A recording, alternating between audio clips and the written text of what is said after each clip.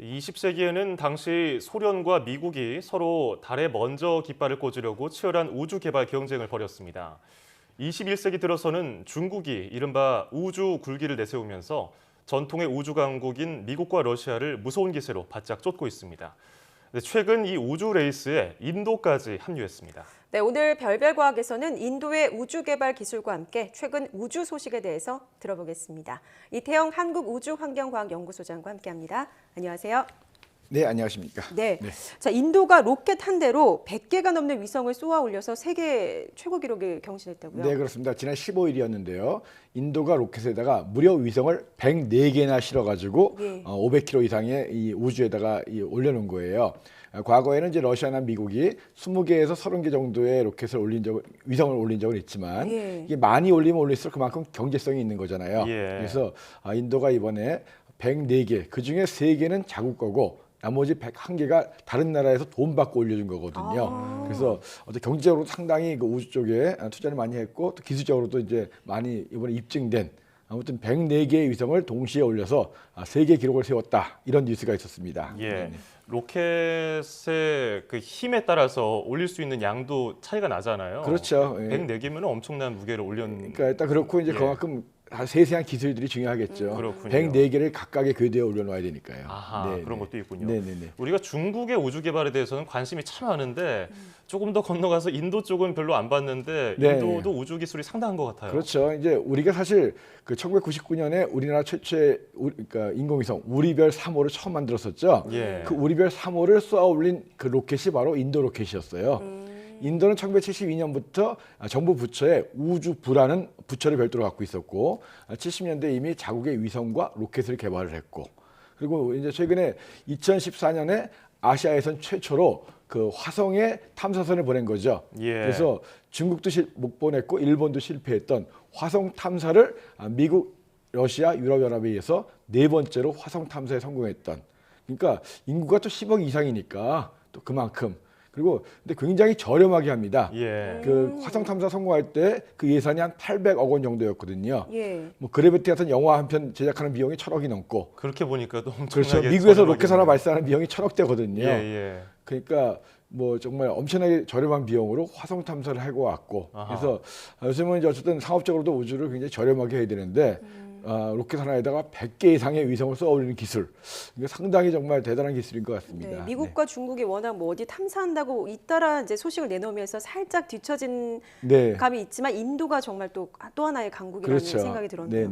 그리고 중국도 우주 정거장 건설을 위한 화물 우주선을 발사한다고요? 네, 그래서 이제 아시아의 그 2개의 큰 우주 강국이 이제 중국과 인도인데 중국도 계속 우주 교육을 내세우면서 개발을 하고 있는데 이번에 또 발표한 것은 4월 달에 우주 화물선 텐저우 1호를 발사하겠다 하는 거거든요. 현재 우주에는 중국이 발사한 그 천궁 2호라는 무인 우주정거장이 있거든요. 여기에다 이제 무인 화물선을 보내가지고 계속 키우는 거죠. 그래서 2020년대까지 유인 우주정거장을 만들겠다 하는 게 꿈인데요. 이번에 자체 개발한 텐저우 1호라는 화물 우주선을 4월 달에 발사해서 이 천궁 2호와 도킹을 해가지고 여러 가지 실험을 해서 유인 우주정거장을 가기 위한 발판을 만들겠다 이런 이 뉴스를 갖다 발표했습니다. 그러니까 화물 우주선에다 모듈을 실어 보내서 거기서 또 조립을 해서 점점 키워가는 거죠. 일단은 그 이제 도킹을 시켜가지고 해서 이제 키우는 거죠. 아직은 이제 이번에 무인인데 한 10톤 정도의 화물을 갖고 올라갈 수 있는 거예요. 10톤 정도 어마어마한 양이군요. 네네. 자, 이제 수금지화, 화성을 넘어서 목성까지도 많은 나라에서 목표로 하는 것 같은데 일단은 유럽 우주국하고 미국이 계획을 발표했네요. 네, 그렇습니다. 사실은 지난주가 갈릴레이가 탄생한 지 이제 한 450년이 넘는 1600년대에 이제 갈릴레이가 최초로 목성의 위성을 발견했습니다. 그래서 이제 그러니까 갈릴레이 탄생 주기를 맞춰가지고 유럽과 미국이 이제 발표를 좀 하고 있는데요. 먼저 유럽 우주국에서는 2022년경에 주스라고 하는 이 목성의 위성들을 탐사하는 우주선을 보내겠다. 주스라고 하는 것이 이제 주피터 아이스 워 문스 익스플로러. 그러니까 목성의 위성 중에서 커다란 4개의 위성을 갈릴레이가 발견했는데 그 중에 유로파, 가니메데, 칼리스토 이 3개가 얼음 위성이에요. 이 얼음 위성을 탐사할 수 있는 그런 탐사선을 보내겠다는 건데 그 이름이 주스고 2022년에 발사하면 한 7년 반 정도 걸려요. 2030년 정도에 도착을 하겠죠.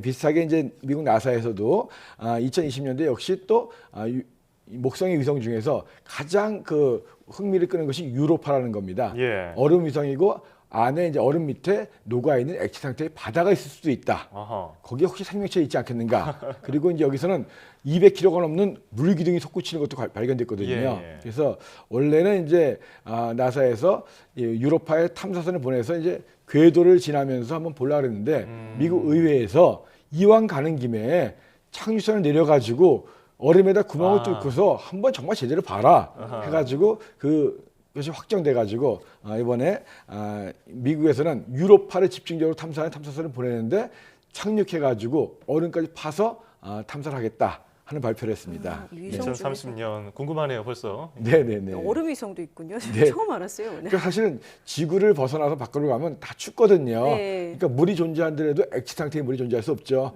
다 얼음 상태로 존재하기 때문에 웬만하면 다 얼음 위성이에요. 네네. 그런가 하면 최근 미국의 민간 우주기업 스페이스X의 로켓이 캐나다 우주센터에서 발사가 됐죠. 케네디 우주센터. 케네디 우주센터. 예, 그러니까 사실은 여태까지는 그 민간 우주선들이 다 미군 공군기지에서 발사됐거든요. 예. 케이프 캐나베랄에 있는 공군기지에서 발사됐는데 이번에 처음으로 역사적인 케네디 우주센터에서 발사된 거예요. 케네디 우주센터에 39번 발사된데 이 39번 발사대는 우리가 알고 있는 아폴로 우주선들, 그 다음에 우주 왕복선들이 발사된 곳이거든요. 예. 2011년도에 이제 아틀란티스호를 끝으로 더 이상 우주 왕복선이 발사가 안 됐죠. 그래서 이것이 이제 민간 임대를 했고 그 민간 임대를 받은 스페이스X에서 처음으로 여기에서 이제 펠콘 9 그 우주 정거장과 왕복하는 화물선이거든요. 예. 그 로켓을 갖다가 이번에 발사했는데 사실은 토요일 날 발사를 목표로 했는데 네. 발사 13초를 남겨놓고 중지가 된 거예요. 뭔가가 문제가 있다. 예. 발사 13초를 남겨놓고 스톱을 시킨 겁니다. 허허. 참 대단한 것 같아요. 그리고서 하루만 연기하자. 그래서 우리나라 시간으로 어제 밤에 발사를 성공했거든요. 예. 그래서 발사가 돼가지고 로켓은 다시 해상에서 회수했고 무사히 발사된 그 드래곤이라고 하는 화물선은 이제 무사히 발사를 성공했는데요. 아무튼 이 끝까지 우리 같은 경우에 정말 13초를 남겨놓고 이거 멈출 수 있을까? 네. 더군다나 큰 오류도 아니고 예. 그 다음날 발사를 할 수 있을 정도였으니까 그죠? 그래서 아무튼 우주 개발이라고 하는 것 자체는 100%의 성공 확률이 있어야지만이 하는 것 같다. 특히 사람이 탔을 경우 더 하겠죠. 그렇죠. 그래서 역사적인 이 케네디 우주센터의 30번 발사대에서 민간 기업인 스페이스X의 로켓이 발사됐다 하는 것이 뉴스였습니다. 정부가 우주 개발하는데 돈 많이 드니까 민간 기업이 한번 해보세요 했을 때 그렇게 또 선뜻 할 수 있는 기업이 나타난다는 재력이 좀 그렇죠. 부럽네요. 이제 미국 같은 경우에는 이제 우주 개발이 워낙 돈이 많이 들다 보니까 세계 경제적인 상황에서 국가에서 하긴 어렵다. 그래서 민간이 있는데 민간들이 이 재벌들이 우주에 굉장히 관심들이 많은 것 같습니다. 네, 참 위험성도 많은데 부럽습니다. 네, 그렇습니다. 자, 지금까지 이태영 한국우주환경과학연구소장과 함께해봤습니다. 오늘 고맙습니다. 네, 고맙습니다.